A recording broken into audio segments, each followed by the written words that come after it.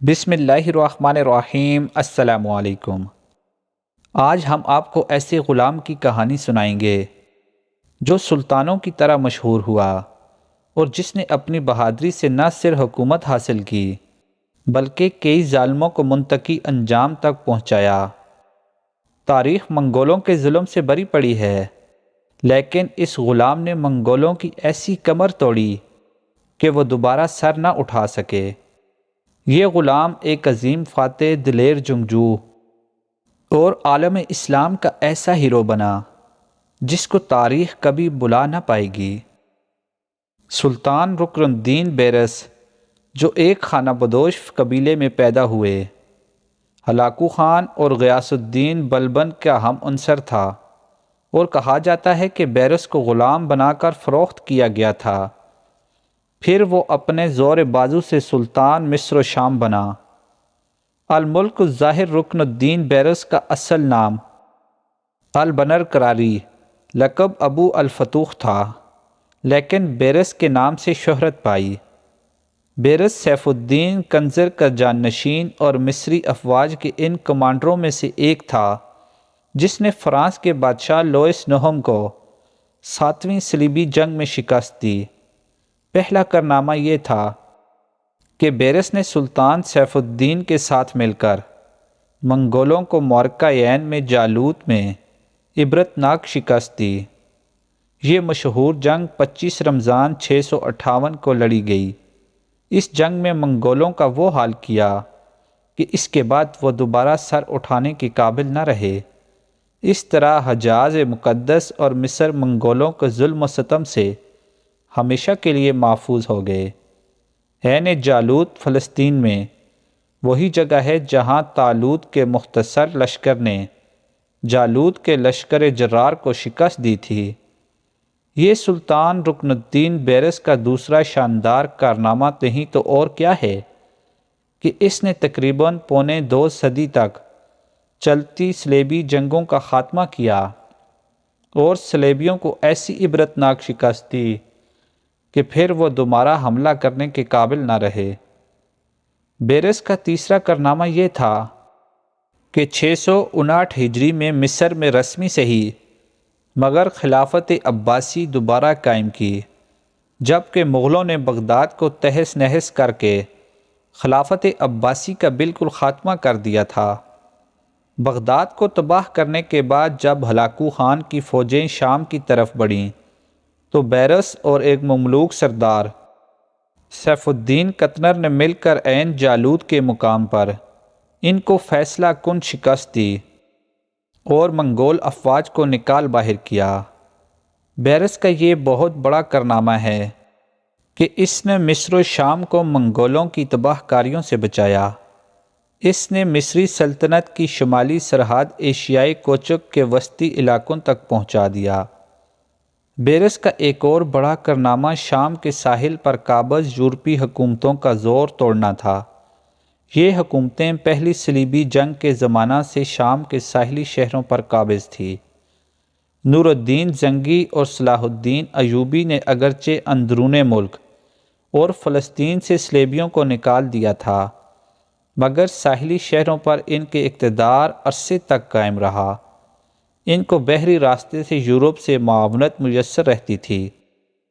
بیرس نے عین جالوت میں منگولوں کے ساتھ اتحاد کرنے کی کوشش کرنے پر 1268 ہجری میں مسیحی سلطنت انطاکیہ کا خاتمہ کیا۔ انطاکیہ کی سلطنت کا خاتمہ 1271 میں 9ویں صلیبی جنگ کا باعث بنا، جس کی قیادت انگلستان کے شاہ ایڈورڈ نے کی، مگر وہ بیرس سے کوئی بھی علاقہ چھیننے میں ناکام رہا۔ بیرس نے اپنی سلطنت کو جنوب میں سوڈان کی طرف سے بھی وسعت دی۔ اپنی ان فتوحات اور کارناموں کی وجہ سے بیرس کا نام مصر و شام میں صلاح الدین ایوبی کی طرح مشہور ہوا۔ بیرس کے بارے میں کہا جاتا ہے کہ وہ بیس بدلنے کا شوقین تھا۔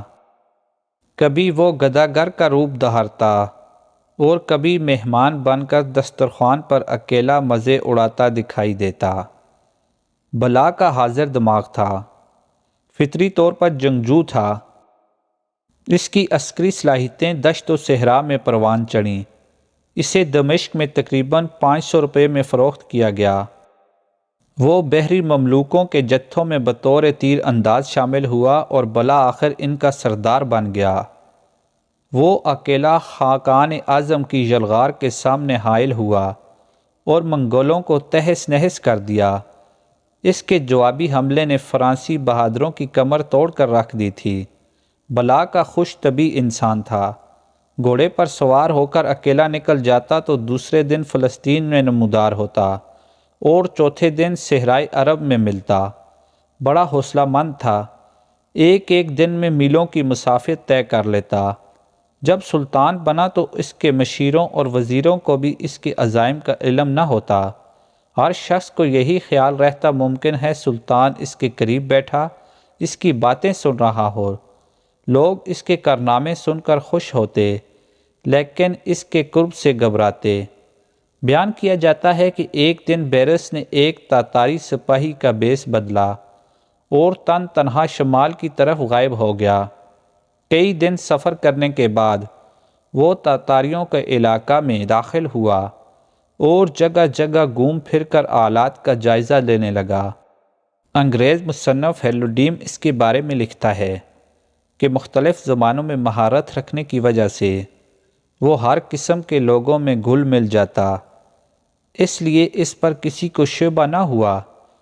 ایک دن اس نے تاتاری علاقے کے کسی نانبائی کی دکان پر کھانا کھایا اور ایک برتن میں اپنی شاہی انگوٹھی اتار کر رکھ دی۔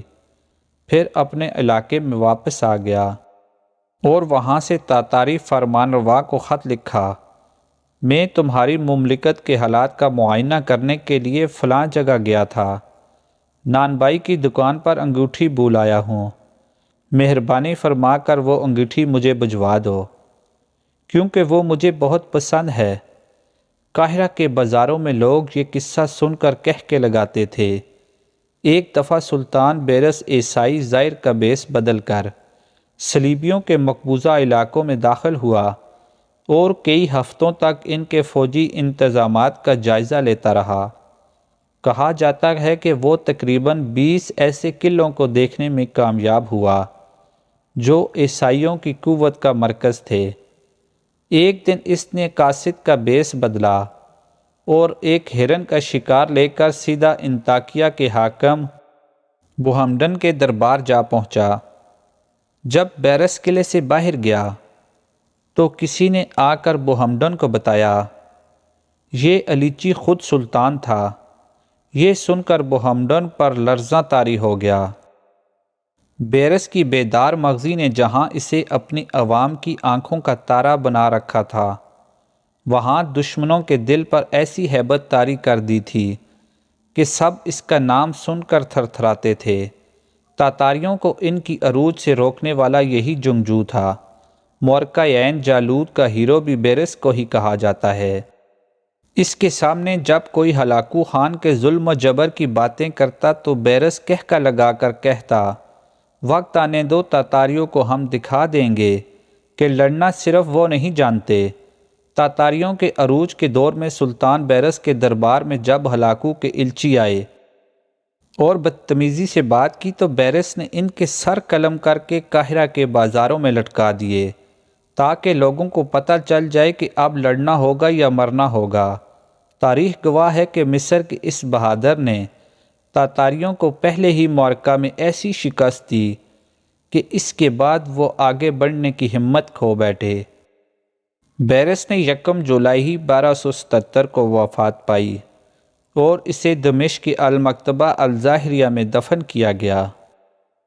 مزید اسلامک قصے دیکھنے کے لیے چینل کو سبسکرائب کیجیے۔ شکریہ۔